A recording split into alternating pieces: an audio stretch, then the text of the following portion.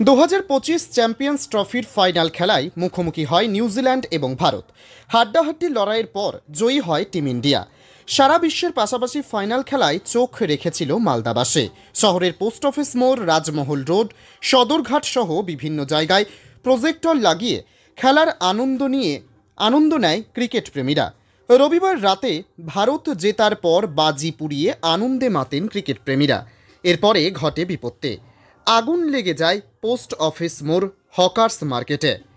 স্থানীয়রা আগুন নেভানোর চেষ্টা করেন। খবর পেয়ে ঘটনাস্থলে পৌঁছায় দমকলের একটি ইঞ্জিন।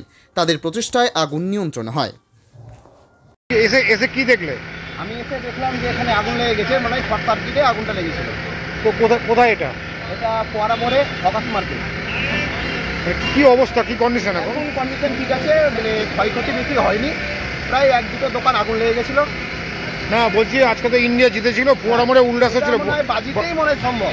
কি মনে হচ্ছে? এটা বাজিতেই মনে হয় সম্ভব। কটা দোকানে আগুন লেগেছে? বেশি ক্ষয়ক্ষতি নেই, এক থেকে দুটো।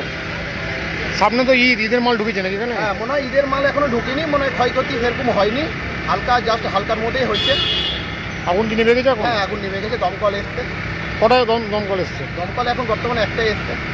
আপনার নাম? আপনার সৌরভ দাস।